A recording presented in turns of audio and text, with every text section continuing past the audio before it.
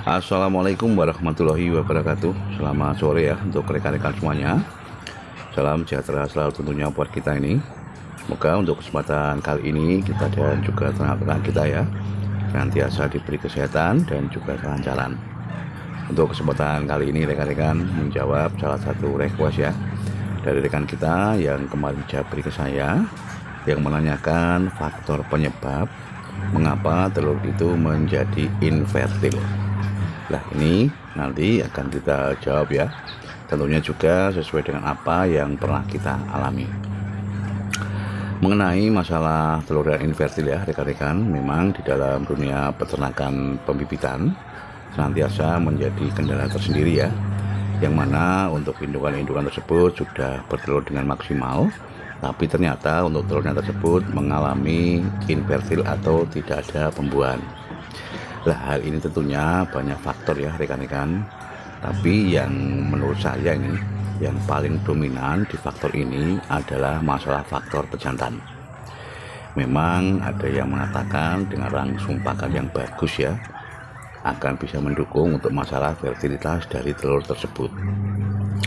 Tapi kalau menurut saya ini ya, masalah langsung pakan yang bagus berkualitas itu adalah berfungsi untuk memperbanyak jumlah telur atau meningkatkan masalah produksi telur-telur yang dihasilkan oleh indukan-indukan kita. Tapi untuk masalah langsung itu tidak ada kaitannya dengan masalah fertilitas telur. Yang jelas untuk masalah perkawinan pejantan yang maksimal itulah yang menjadi penyebab masalah fertilitas telur tersebut. Bila untuk masalah perkawinan pejantan ya, jantan kita itu aktif melakukan perkawinan dan dengan secara maksimal, tentunya untuk telur yang dihasilkan oleh indukan-indukan kita itu akan menjadi telur-telur yang fertil. Nah, hal ini kita tentunya harus bisa membuat ya bagaimana caranya agar untuk pejantan kita itu bisa melakukan perkawinan secara maksimal dan tentunya juga bisa menghasilkan fertilitas telur yang tinggi. Nah, kalau kami ini ya rekan-rekan, untuk masalah tersebut biasanya itu terpaku pada masalah jumlah pejantan dengan jumlah indukan. Maksudnya masalah perbandingan antara pejantan dan indukan itu harus seimbang.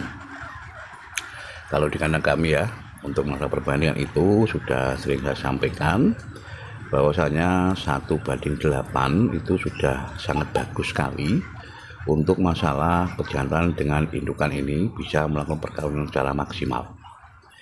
Tapi ada faktor lain juga ya rekan-rekan, biasanya faktor lokasi dan juga faktor stres ya pada pejantan-pejantan tersebut akan berpengaruh terhadap masalah perkawinan. Nah, hal ini tentunya biasanya ya sering terjadi pada masalah ternak endok sistem kandang sekat. Biasanya di ternak endok sistem kandang sekat itu ya perkawinan pejantan tidak bisa maksimal dikarenakan faktor kejenuhan pejantan tersebut terhadap indukan-indukan yang ada. Nah, ini persis seperti yang pernah saya sampaikan ya, untuk rekan-rekan semua yang melakukan ternak endok sistem pembibitan ini ya dengan model kandang sekat, silahkan lakukan rotasi untuk masalah pejantannya. Hal ini tentunya bertujuan agar pejantan tersebut ya untuk masalah birahinya itu bisa segera tumbuh atau naik ya apabila dia melihat untuk indukan-indukan yang baru. Nah, hal ini juga akan berpengaruh terhadap kita yang beternak endok dengan sistem kandang umbaran. Apabila untuk jumlah indukan ya yang tersedia itu tidak cukup ya atau tidak seimbang dengan jumlah pejantan, biasanya akan menyebabkan untuk pejantan tersebut melakukan perkelahian ya, dan imbasnya apabila ada pejantan yang melakukan proses kawin itu akan ada sering gangguan yang datang. Nah, hal ini tentunya menyebabkan untuk masa perkawinan tersebut tidak maksimal sehingga telur yang dihasilkan oleh indukan itu pun akan menjadi infertil.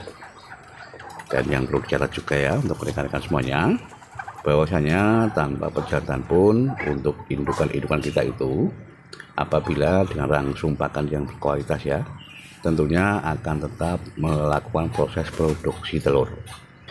Dan tentunya untuk telur-telur yang dihasilkan ya rekan-rekan adalah telur-telur yang infertil.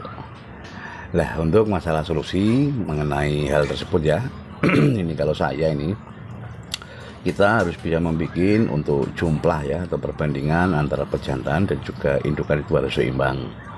Yang kedua, berikanlah untuk indukan-indukan kita itu ya adalah jamu probiotik atau vitamin peningkat masalah birahi. Nah, kalau saya ini itu kita beri untuk jamu probiotik dan juga kita kasih obat pil kita. Pil kita itu adalah obat yang digunakan juga ya oleh manusia, yang disitu tujuannya adalah untuk merangsang masalah vitalitas ya atau kekuatan pada endok-endok kita.